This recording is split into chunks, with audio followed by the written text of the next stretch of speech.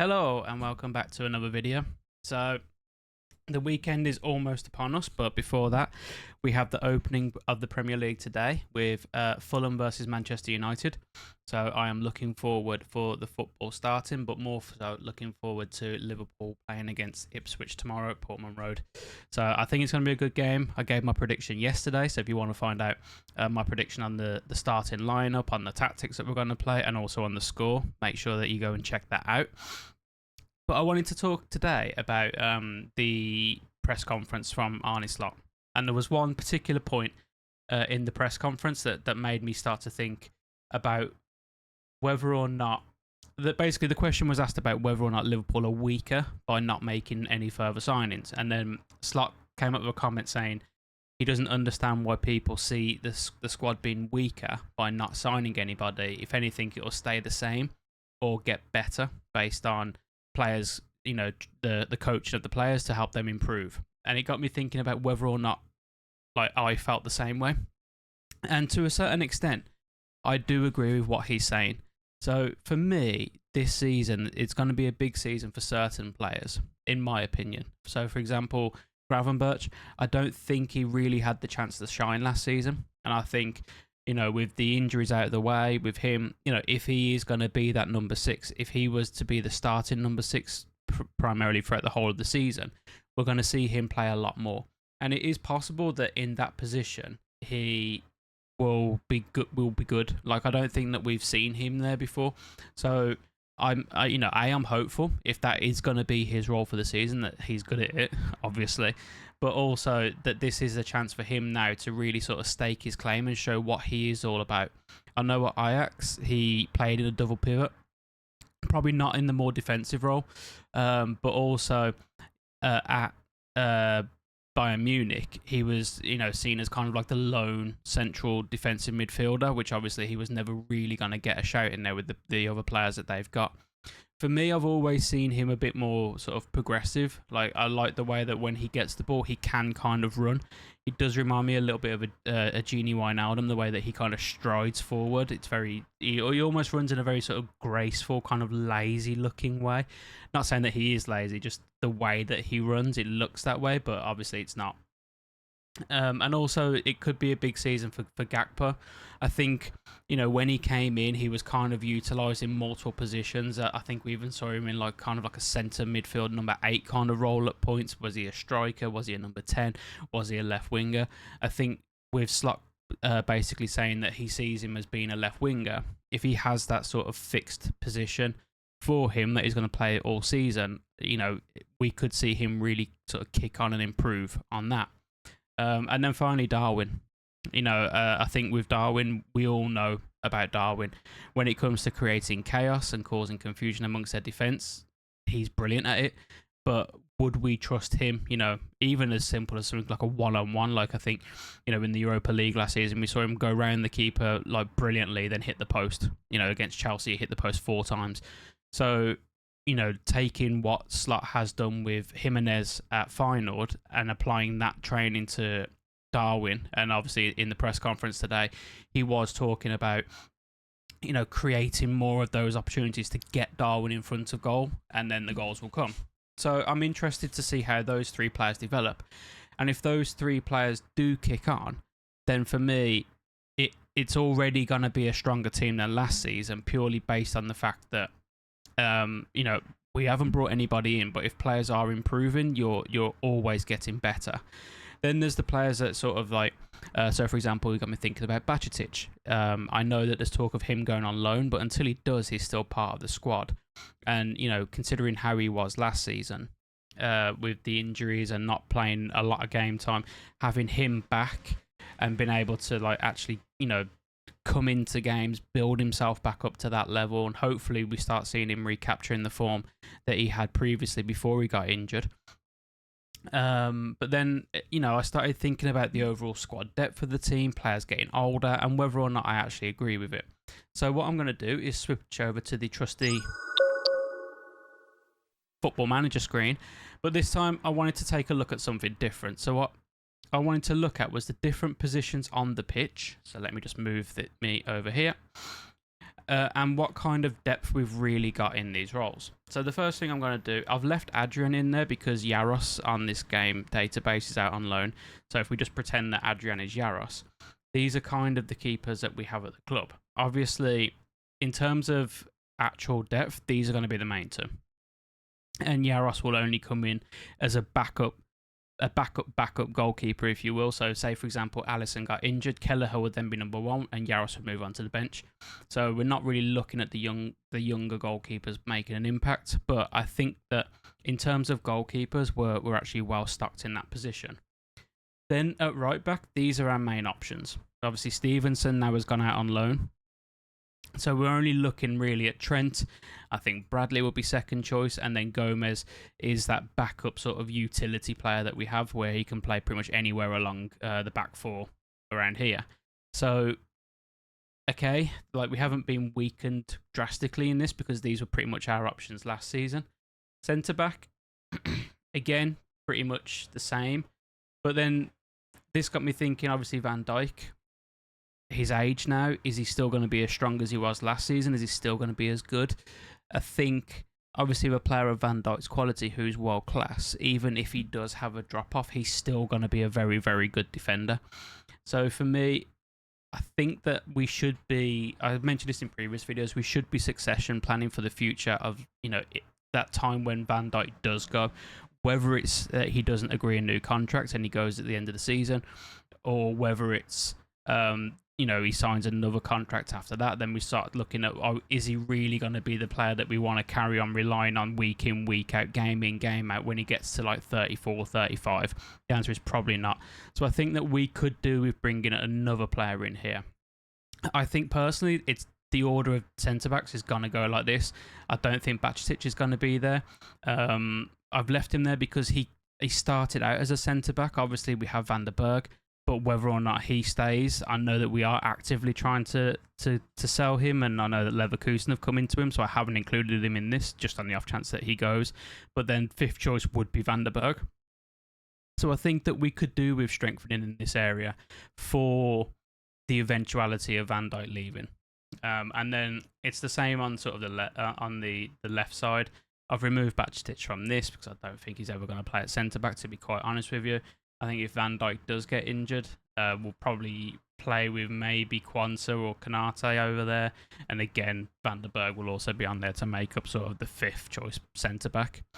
Left back is also a position that worries me. Again, three options. With Robertson now, getting into his 30s.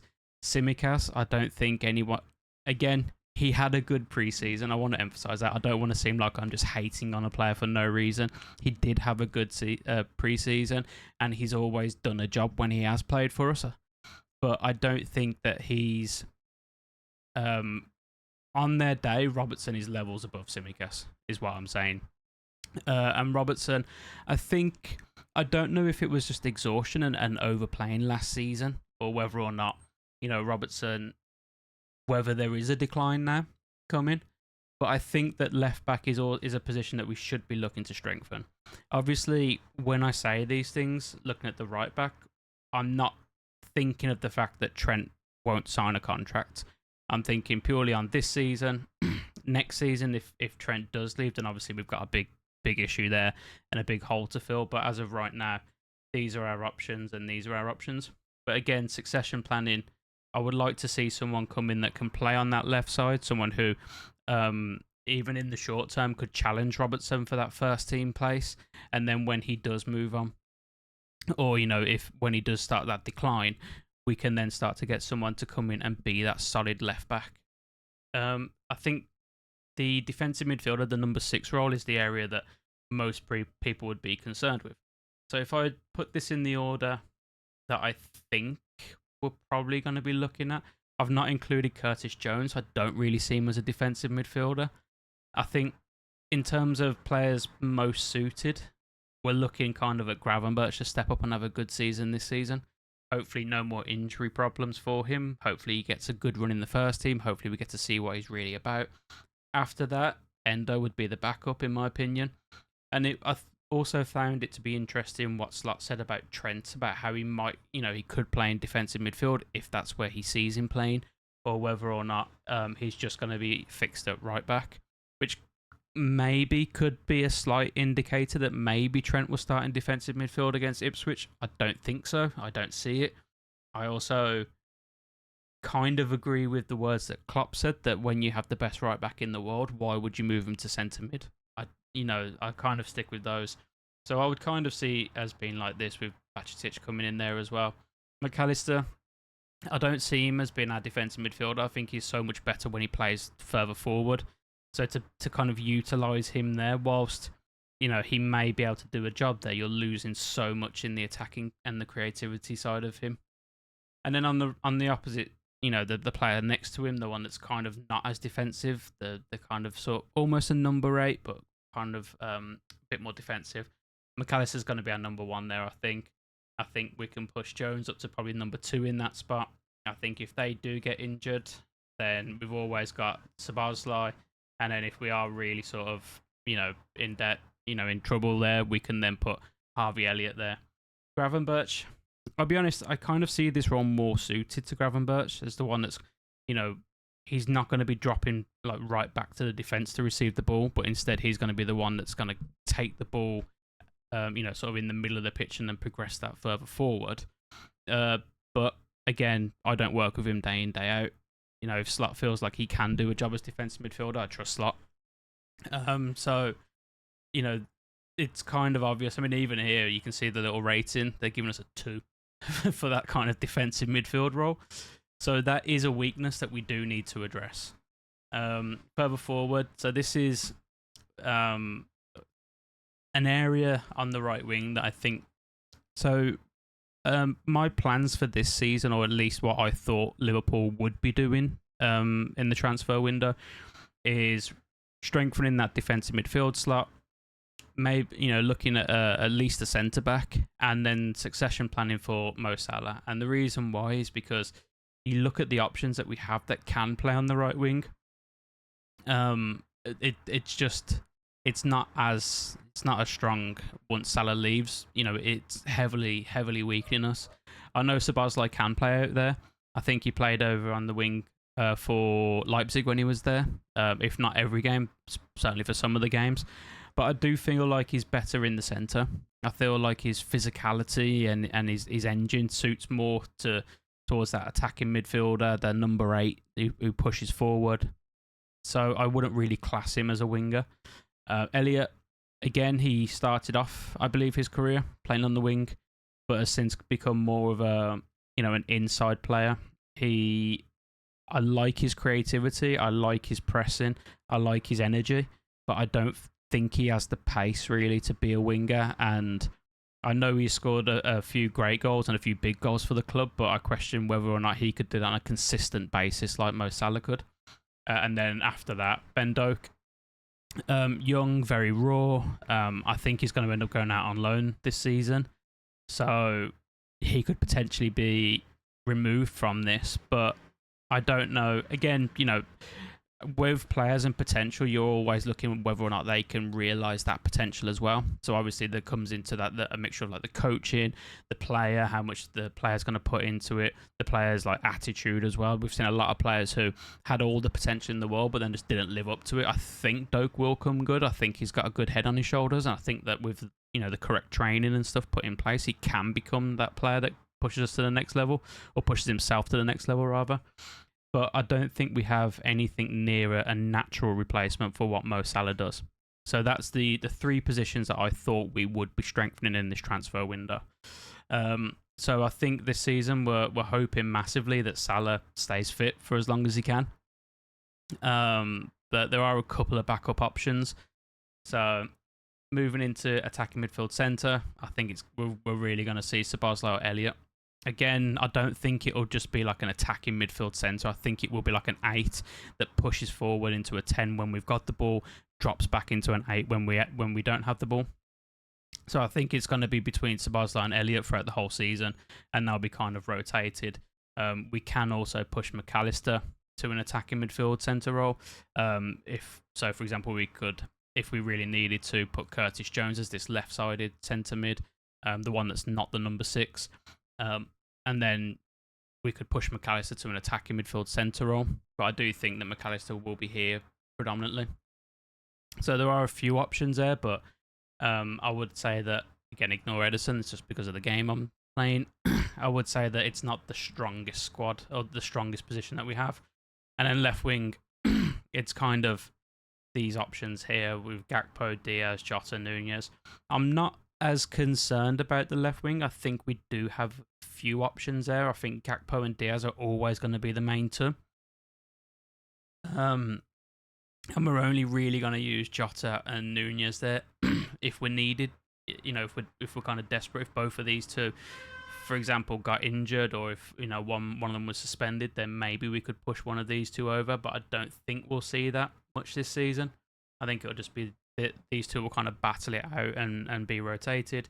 And then striker, so Slot has said he sees Gakpo as a winger. So if we trust that and remove him from this position, that's our striker situation, which obviously I know Salah can come in the centre, but then we lose him on the wing.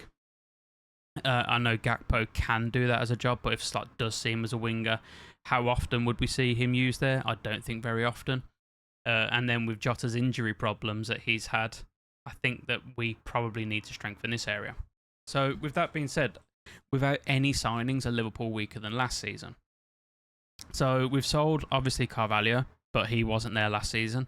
And the other player that we've sold now is it's Bobby Clark. So losing those two players. So again, Carvalho didn't play for us last season. He went out on loan to Leipzig and then to Hull. Bobby Clark, he was really used in more of a sort of rotation bit part last season. It was kind of a breakthrough season for him in terms of coming on in certain games, the cup final, for example, in the Europa League as well. So that could be a miss depending on how the season progresses. If we do start to pick up injuries, if players do start to become tired, and we could use them fresh legs, and someone like Bobby Clark could step in for us. But if I'm being completely honest, I didn't really see anything from Clark to make me think that he was ever going to push the first team this season. So whilst it is a loss to lose him, I don't think it's a massive loss. So all in all, I don't think we are weaker. I think we're at the same level, depending on it could be a case that, for example, it could be a case that Slot comes in with these new tactics and then all the players love it, really take to it, and we just end up playing really well. Which is also, it is a possibility that does happen. But my concern again is more sort of planning for the future. Have we got enough there if we don't offer the contracts, or if the contracts aren't accepted for Van Dijk, Salah, and Trent? Are we looking forward in terms of Robertson? I know we've been linked with a new left back, so that could be a plan that they've got in place. But I don't think we're necessarily weaker, but I don't necessarily see that as being the problem. So the issue that I think we had from last season, obviously, we kind of pushed into like January, and then we started to sort of fall and taper off going February into March. So with the same squad, is that same thing going to happen again? Like, are we really fixing the problems that we had last season? Are we addressing, do we know why that drop off was there and why it was quite as extreme as it was? I think was there like a 3-game spell where we lost, losing at home to Crystal Palace as well, where we've been so dominant at Anfield for years. So obviously those parts aren't being addressed, but that could be down to Slot and his tactics that could improve that. I don't think that Liverpool are going to be quite as gung-ho. I did see in a different interview with Slot, he was saying that, he doesn't expect his players to be constant or, all-out press. Sometimes they will win the ball back, and then we'll look to slow the game down, keep possession, recycle the ball, and then keep that energy level up. So that could be something that's going to help us going in towards the end of the season, potentially.